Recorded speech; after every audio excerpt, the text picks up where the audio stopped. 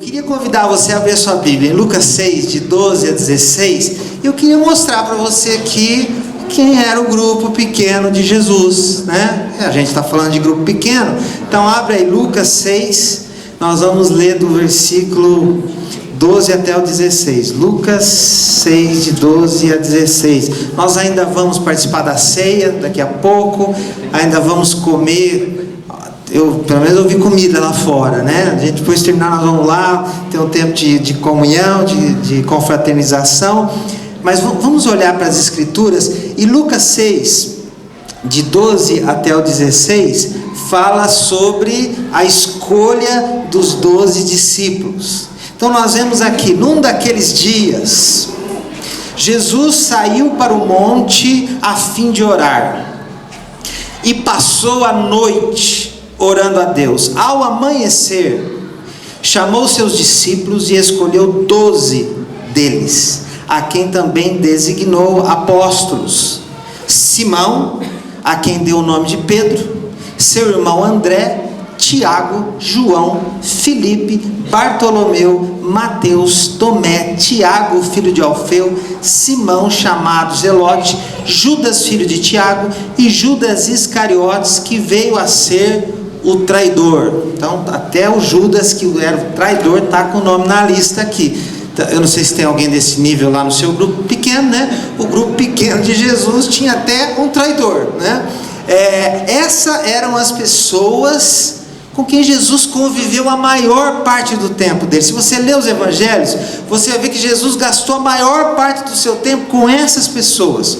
Ele andava com eles, ele comia junto com eles dormiam nos mesmos lugares, eles ouviram tudo que Jesus ensinou, eles viram todos os milagres, eles estavam ali do lado. Tinham 3, Pedro, Tiago e João, que estavam ali mais pertinho. Tinha João que debruçava a cabeça sobre o ombro de Jesus. Esse era o grupo pequeno de Jesus, e através desse grupo o mundo inteiro foi alcançado.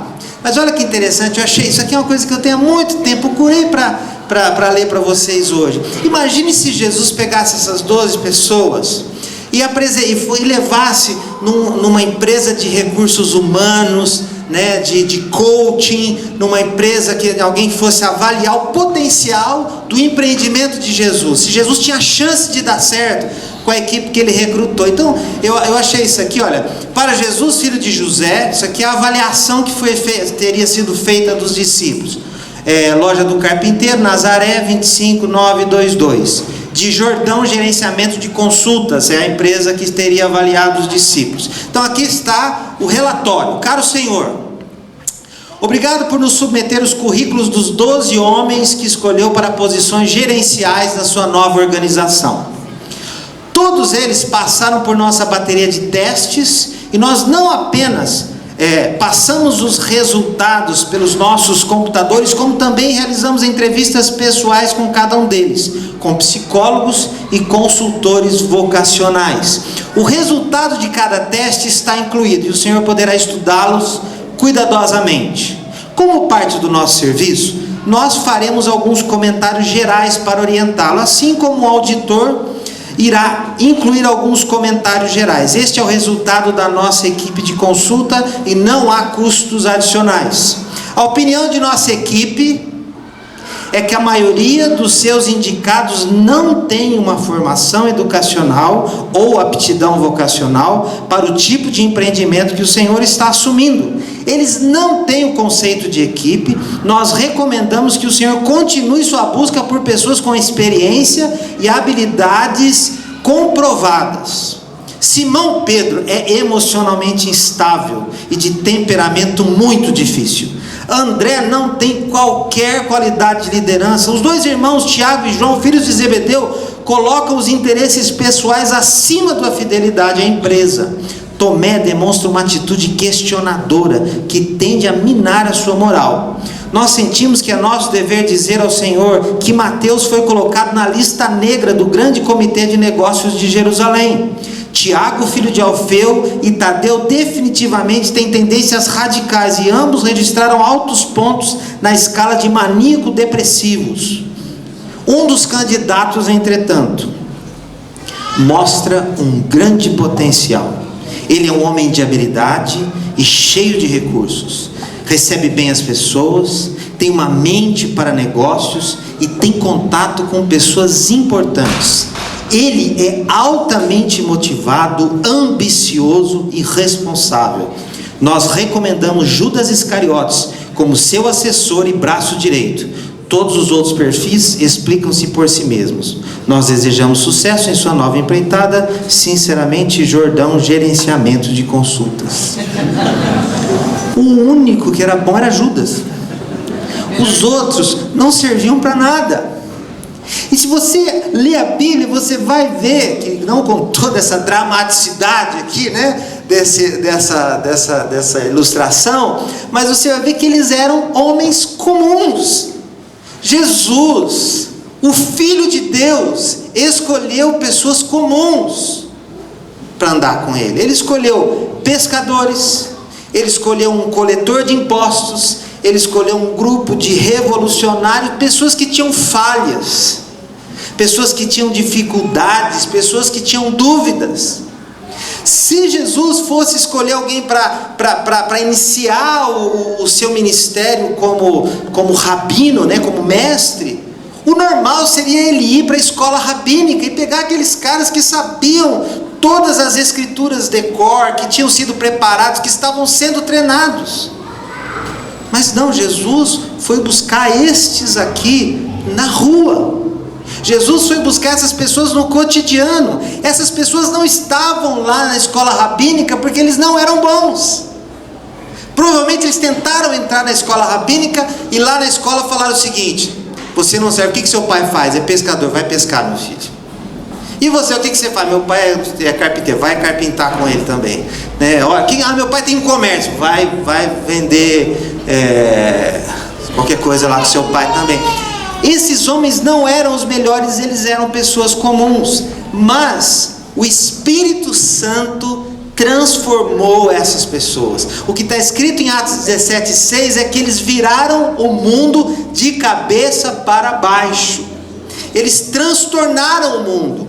Estes homens falhos, imperfeitos, incapacitados, pessoas que foram alcançadas no cotidiano, se transformaram nesse tipo de gente. E qual foi a mudança? Lá o livro de Atos também diz que é o seguinte: o fato deles terem estado com Jesus, foi isso que transformou a vida dessas pessoas. Foi isso que transformou a vida dessas pessoas que nós ouvimos aqui. Da Valéria, do Fernando, da Renata, da Lely, do Gustavo, da Dona Iris e de tantos outros, né? A sua, a minha, foi o encontro com Jesus.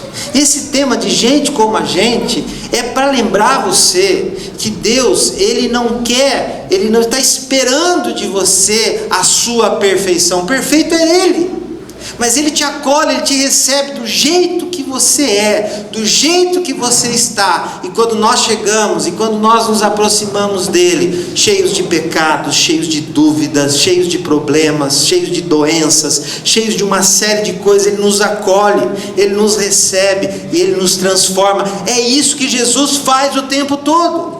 Algumas pessoas, o dia que aí eu vou, o dia que não, vai do jeito que você está, vai do jeito que você é.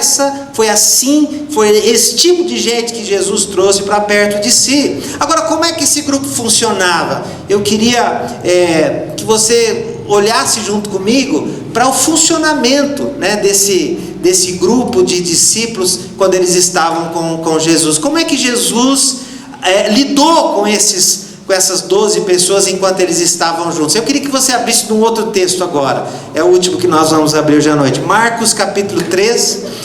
E nós vamos ler os versículos 13 até o 15. Você estava em Lucas? É o livro de trás. Marcos capítulo 3.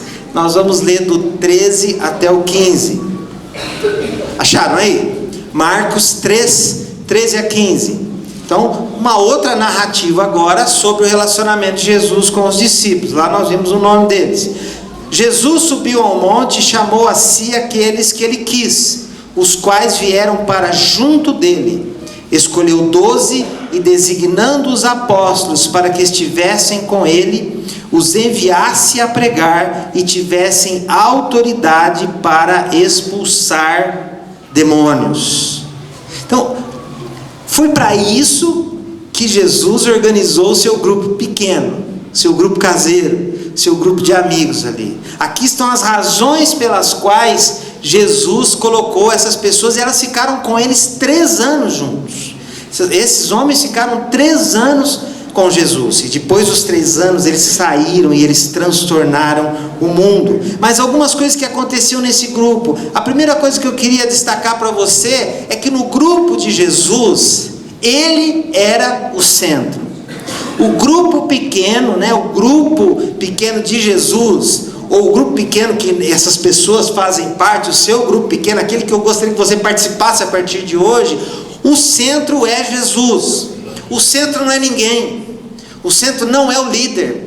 O centro não é a comida. Eu sei que tem gente lá que nem janta quando tem grupo pequeno, né? É esquisito isso, né? Tem histórias maravilhosas a respeito de comida nos grupos pequenos, né? Por exemplo, eu lembro de um grupo pequeno que a pessoa que era do meu grupo, ele sempre levava Coca-Cola. Mas tinha um cara que levava no grupo sempre aquele refrigerante pistolinha, sei lá, uns nomes esquisitos assim e tal. E aí esse cara só tomava Coca. E eu lembro que estava começando no grupo, a gente estava na mesa, a hora que foi colocar a mesa assim, ele foi lá e ficou do lado da Coca dele assim, né? A hora que ele ficou do lado da Coca, aí veio aquele outro rapaz que tinha trazido o Guaraná pistolinha lá. A hora que ele veio, a hora que ele foi, ele falou: não, você vai tomar aquilo lá que você trouxe, essa Coca aqui é minha. Então assim, é esse tipo de gente que chega no grupo pequeno, né? E aí elas vão sendo transformadas, mas comida, né? Eu conheço pessoas, por exemplo, que vão no grupo caseiro, comem um pãozinho, comem uma coxinha, tomam um suco e não sei o que, e sai de lá e fala: gente, preciso ir embora que eu preciso jantar, né? E tem gente que vai, né? E come mesmo. Mas o centro dessa reunião aqui não é a comida, não é o líder, não é a música, não é a casa, não é... O centro é Jesus. O texto fala que Jesus convidou os discípulos para estarem com Ele. Foi o que nós lemos. Ele chamou para que estivessem com Ele. A razão principal de qualquer grupo pequeno, no contexto da fé, é nós estarmos perto de Jesus. Então uma das coisas que nós fazemos principais num grupo pequeno é a adoração. E nós fazemos isso através dos cânticos, né? Tem grupos que tem pessoas que tocam violão, tem grupos que tem gente que toca teclado, tem grupo que toca atabaque, tem grupo que toca nada, né? Tem grupo que leva um CDzinho lá para ouvir. Tem gente que lê o salmo, outros apenas oram, mas uma parte principal, normalmente é a primeira da reunião, como a gente faz nos cultos aqui, em primeiro lugar, reconhecer a presença de Jesus. Então, a reunião é com as pessoas, mas nós vamos lá por causa da presença de Jesus entre nós. A palavra de Deus fala que quando 2 ou 3 pessoas se reúnem em nome dele, Jesus está no meio. Os salmos falam que ele habita no meio dos louvores do seu povo. Gente, nós não vamos lá para falar sobre Jesus, nós vamos lá para encontrar com Jesus. Nós não vamos lá para estudar sobre Jesus, nós vamos lá para ouvir a voz dele. Nós não vamos lá para contar histórias. Não, nós estamos ali porque ele está no meio de nós. E quando nós vemos, sejam 2, sejam 13, nós temos grupos que são bem pequenos, 2, 3, 4, temos grupos que são enormes aqui, 30 pessoas, 35 pessoas, estamos tentando multiplicar esse grupo, está difícil demais, né? Mas são grupos grandes. Mas sabe de uma coisa? Nessas reuniões, Jesus está ali. Então você pega o seu carro na terça, na quarta-feira, na quinta, estou indo para a reunião, lembra, como alguns disseram aqui, né? É o ponto alto da minha semana, é quando eu vou ser renovado, é quando as minhas cargas vão ser tiradas dos meus ombros. Sabe por quê? Porque Jesus está lá. Então, nós temos um encontro com Jesus nos nossos grupos, e isso é importante para você lembrar. A segunda coisa que eu queria destacar é que Jesus fez desse grupo um lugar de comunidade verdadeira. Jesus pegou esses caras e colocou eles juntos por 3 anos. E durante 3 anos essas pessoas revelaram o melhor e o pior deles. Durante esses 3 anos, Pedro manifestou toda a sua empolgação, as suas dúvidas, Tomé a sua incredulidade, enfim. As pessoas estavam ali e durante 3 anos eles se tornaram eles se tornaram uma comunidade, se tornaram gente. Quando você caminha com as pessoas é que você começa a conhecer quem elas são, quem essas pessoas são. E você conhece as coisas boas e as coisas ruins. E comunidade cristã não é a respeito de nós escondermos as coisas ruins da nossa vida para impressionar as pessoas. Não, nós vamos nos grupos para sermos conhecidos. Uma coisa interessante que nós fazemos nos grupos, nós falamos. Os grupos não são aulas, os grupos não são lições, não são estudos bíblicos, né? Onde uma pessoa fala sozinha. São reuniões onde você tem a oportunidade de falar, onde você tem a oportunidade de perguntar, onde você tem a oportunidade de contar suas histórias, onde tem a oportunidade de falar. Eu não acredito. Estava contando para os líderes essa semana, eu cheguei, um dia teve um grupo caseiro que nós recebemos uma visita, todo mundo, boa noite, boa noite, boa noite, ele pegou, colocou a mão e falou, namastê. O que eu falo agora? Falo, namastê também, né? E aí nós namastezamos lá a noite inteira juntos, ele falando o que ele acreditava, e a gente do que a gente acreditava, falando sobre a Bíblia e conversando. Isso, eu lembro de uma vez que nós estávamos num grupo caseiro, olha como a gente vai conhecendo as pessoas, né? Nós estávamos num grupo caseiro lá em Bauru, perto da ferroviária, lá, aquela parte de baixo, FEPAS, sabe como é que chama aquela parte lá, bem embaixo do centro lá de Bauru, e nós estamos assim, a porta da casa estava aberta, a porta para a rua, de repente entra um carro, uma mulher correndo dentro da rua e atravessa no meio do nosso grupo caseiro e se esconde atrás de nós.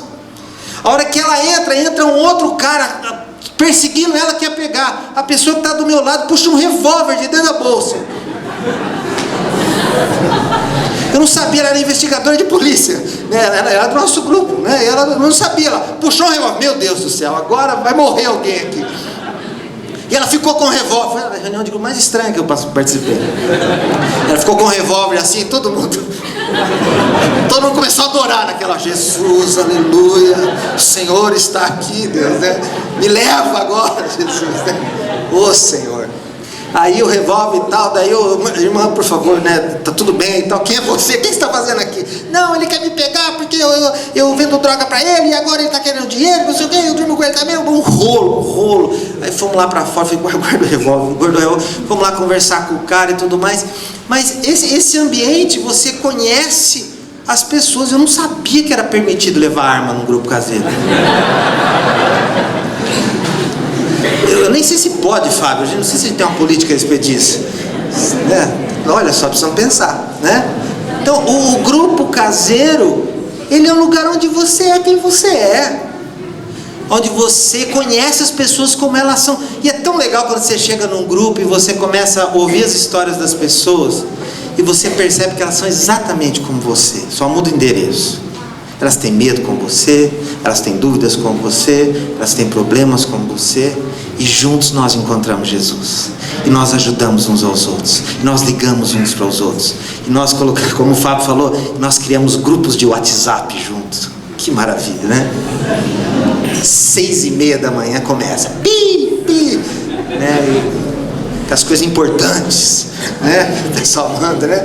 Enfim, somos família, somos irmãos, comunidade verdadeira, ajudando, orientando, ensinando, aprendendo, vivenciando a fé. Outra coisa importante do grupo é que no grupo pequeno de Jesus, né, e o que acontece com o grupo pequeno de Jesus, só voltando um pouco na comunhão, esses discípulos, como eu disse, eles não eram os melhores. E conviveram 3 anos e foram transformados também através dessa convivência.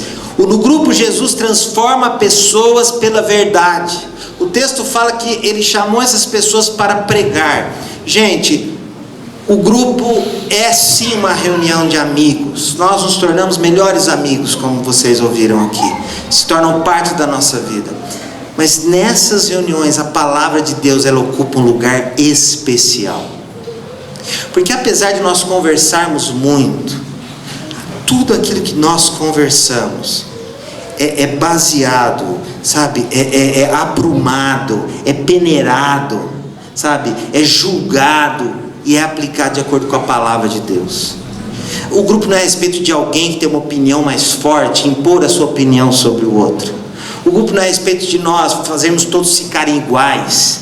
O grupo não é a respeito simplesmente de você engolir alguma coisa sem saber o que você está engolindo. Não é oportunidade. Nós abrimos a Bíblia, é isso que nós temos feito literalmente, gente. Nós abrimos a Bíblia e nós perguntamos o que é que está escrito aqui. O que é que Jesus quis dizer? E como é que isso se aplica na minha vida? Estudo indutivo. Nós não vamos para as reuniões com ideias pré-concebidas. Nós vamos para lá para sermos surpreendidos com aquilo que a palavra de Deus tem para nos dizer. Os líderes são orientados a não pregar. Os líderes são orientados a não dar aula. Os líderes são orientados a criar oportunidades para que nós possamos aprender juntos. E você tem a oportunidade de perguntar: eu não entendi nada. Ou eu não concordo com o que está escrito aqui, ou na minha versão está escrito diferente, né? Ou porque não sei. Nós temos a oportunidade de juntos encontrarmos a verdade, e a verdade nos transforma. A essência dessas pessoas que estavam com Jesus e de todos nós que estamos com Jesus agora, nós somos discípulos, e o significado da palavra discípulo é aprendiz. Discípulo quer dizer aprendiz. Então, se você é discípulo de Jesus, você sempre vai ser um aprendiz. Não existe formatura nessa história, sabe? Nós vamos ser sempre aprendizes. Nós vamos nos formar, quem sabe, né? O dia que Jesus voltar e nós formos morar com Ele, novos céus, nova terra, tarará, tudo bem. Mas enquanto nós estivermos caminhando como igreja, todo mundo aqui é aprendiz. Todo mundo aqui está aprendendo. Ninguém aqui sabe tudo. Ninguém aqui é o cara, né? Não, nós estamos aprendendo. E nós estamos aprendendo juntos. Aprendendo o quê? A história da Vineyard? Não. A história da religião? Não. Os costumes dos crentes? Não. O que pode, o que não pode? Não. Nós queremos aprender a palavra de Deus. A palavra de Deus. Então nós vamos para a reunião com a Bíblia.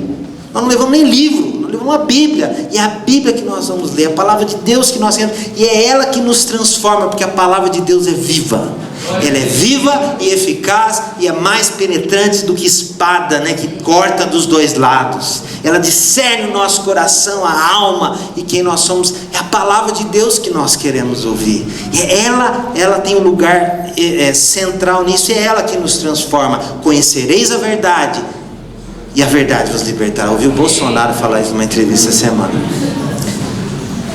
Não vamos falar sobre isso, tá bom? Eu prometo. Já vai dividir o negócio agora, né? Então tá bom. A verdade nos liberta. Então nós não estamos em busca de religião.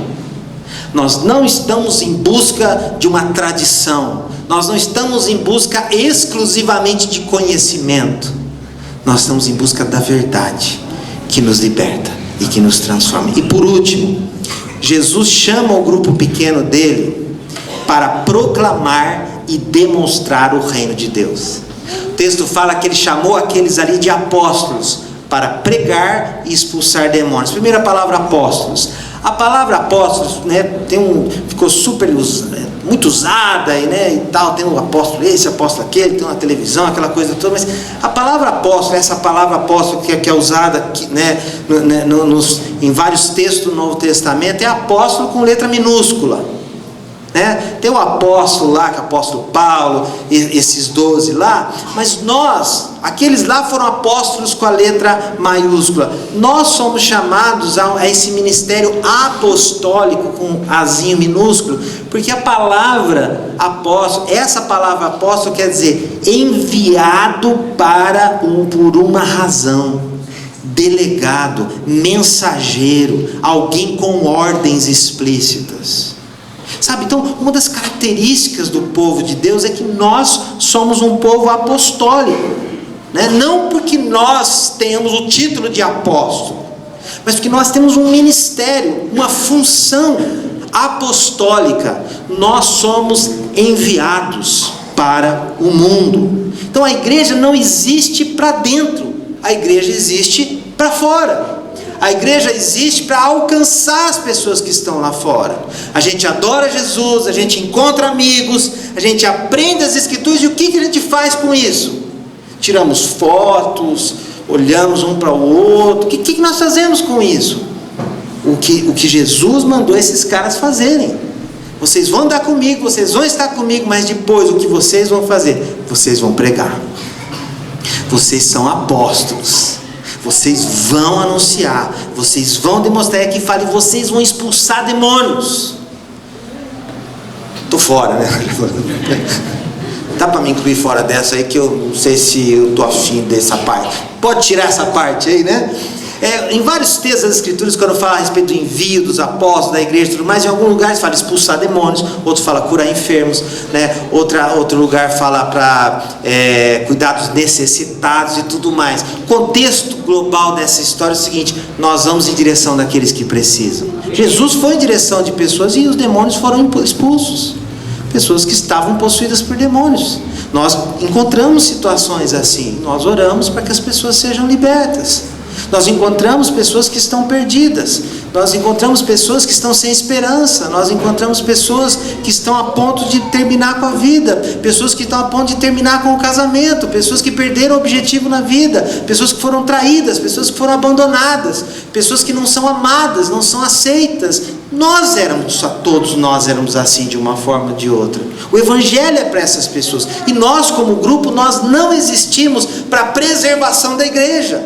Nós não existimos para o crescimento interno apenas. Nós existimos para alcançar aqueles que estão lá fora. Foi isso que Jesus fez com esse grupo. Vocês são mensageiros. Foi aquilo que aconteceu com a dona Iris, né? Foi aquilo que aconteceu.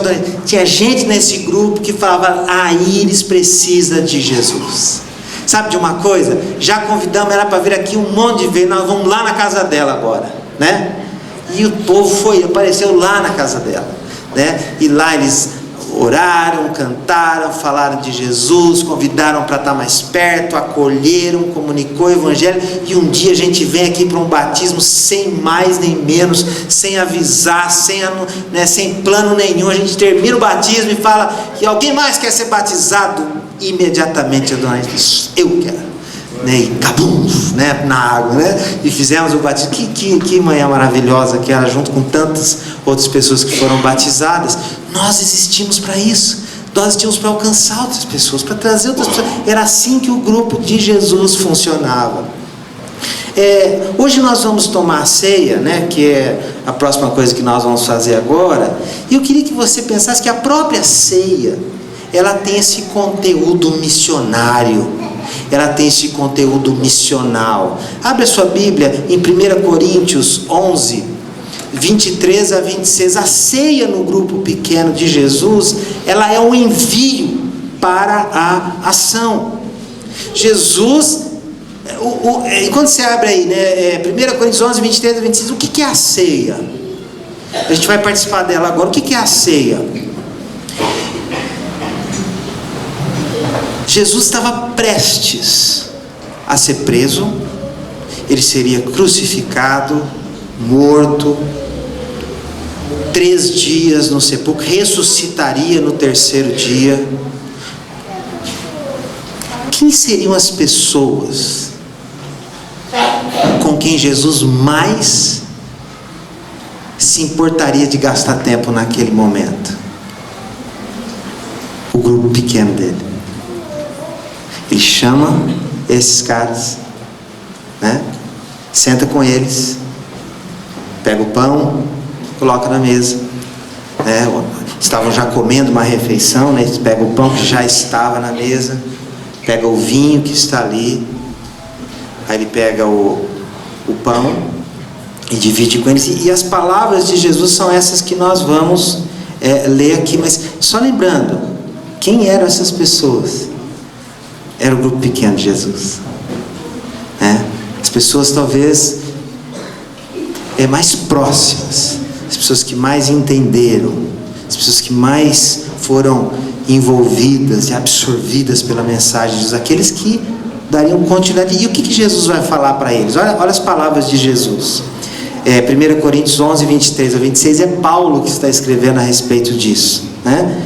E Paulo fala o seguinte: pois recebi do Senhor o que também lhes entreguei, que o Senhor Jesus, na noite em que foi traído, tomou o pão e tendo dado graças, partiu e disse: isto é o meu corpo que é dado em favor de vocês, façam isso em memória de mim.